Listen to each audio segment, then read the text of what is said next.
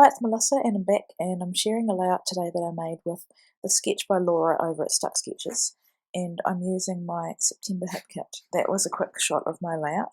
Now I decided to play along because I hadn't played for a long time and I had a little bit of spare time and I wanted to use some more of this kit, but because the time I had was so short I thought that a sketch would be the best way to make a layout and just meet that creative need but still be able to get lots of work done.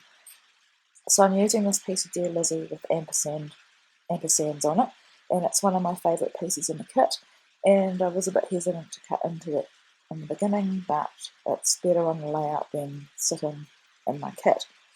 And I love that from this piece of paper I'm able to pull different colours to make this layout, and of course it's a kit so everything is coordinated. So I'm scrapping a photo from my pregnancy album, and if you watched my layout that I made for Click Kits, you'll know that my album is neglected and I've got lots more layouts to go to get it finished. And this is a photo of my oldest two, and we went shopping one day and went into the baby section and they wanted to buy something for the baby, and I don't know why, but I must have had my phone out and I was able to get this photo of them going for the same item. I can't even remember what it was and I don't even know if we ended up buying it, but I thought it was really cute that they were so keen to buy something for their brother or sister. And at this point, of course, we didn't find out what we were having, so obviously it was a girl, but I think they were probably going for something neutral.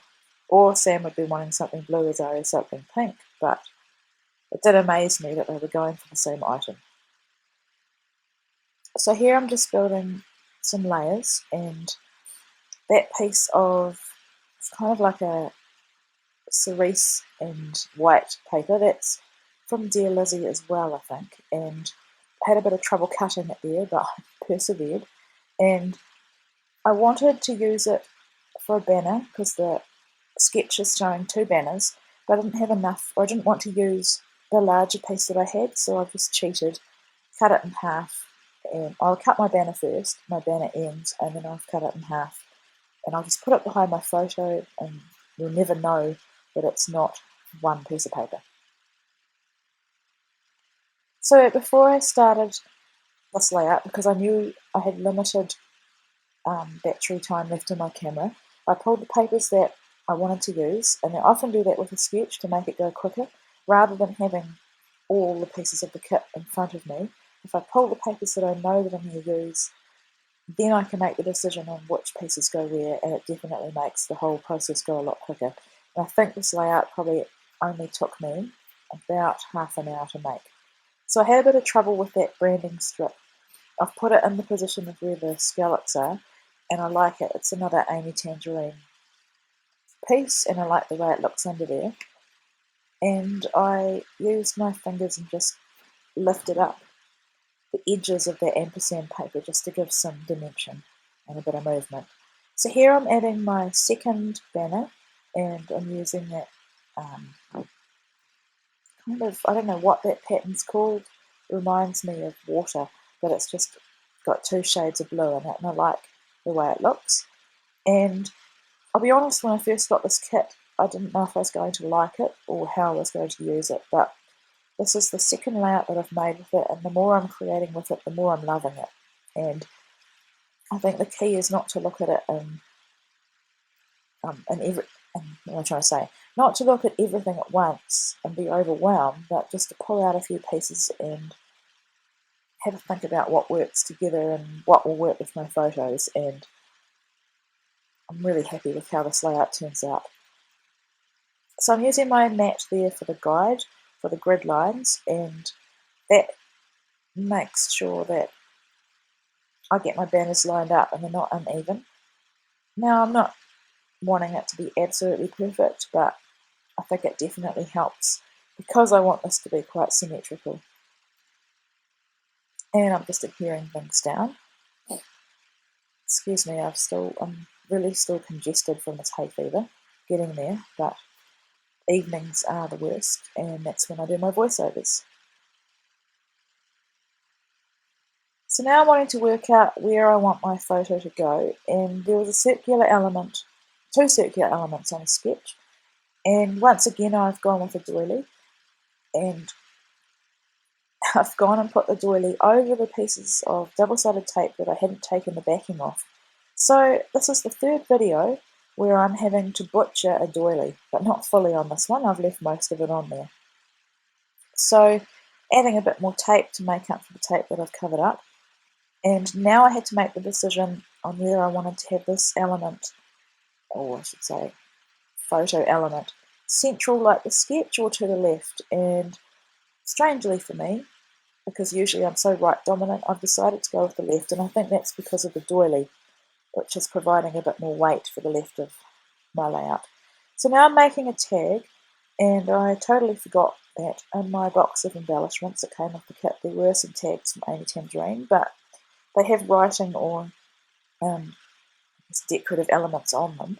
So I've just made my own tag, and if you watch my videos you would have seen me do this many times. I just trace around or cut around an existing tag and then punch a hole. So I'm using some new product, and it's some just some twine from Stampin' Up. It's a lot thinner than I thought it was going to be. It reminds me of the crochet twine that I see a lot of you use, but I haven't been able to find any where I live. So it's fine, it'll work, this twine. And in the end I actually really like how it looks. And so now I'm pulling out the embellishments, and with this kit I only got the main kit, I didn't get anything else, so it feels a little bit sparse for me because I just am so used to having the embellishment kit. Now I will admit, I look at those pieces of tree, I'm going to say, those bark circles or tree circles, cross sections, and I just wonder how I'm going to use them, but I think I'll use them as, I'm going to layer them up, not on each other, but with embellishments, or I'm going to paint them gold. I haven't really decided. But I did think about putting one in the bottom right, because there is another circular element there, but it would cover too much of Azaria's head, and I really think it would take away from the layout. So I've put it aside, and I'll use it, hopefully, use it, or all of them, I think there's 6 of them, in another layout.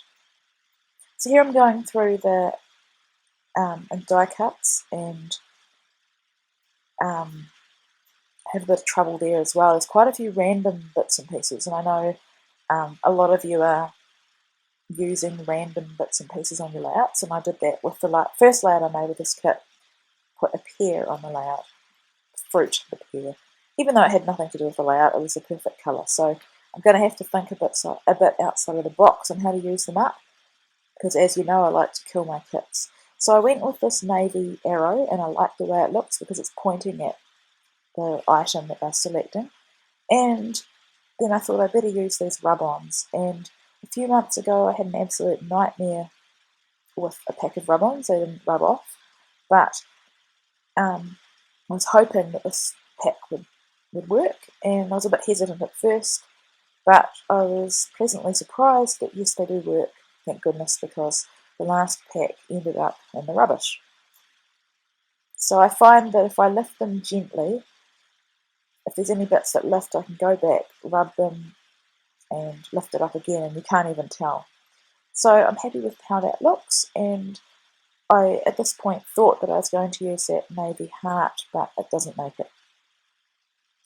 This must be that. This paper and the ampersand paper are my favourites, and once again I'm fussy cutting out some flowers, and that kind of cluster is too big, so I decided just to go for the blue flower and just cutting around the leaves. And I love that these flowers look like watercolour, and then they have more graphic kind of leaves and buds, and they look really beautiful.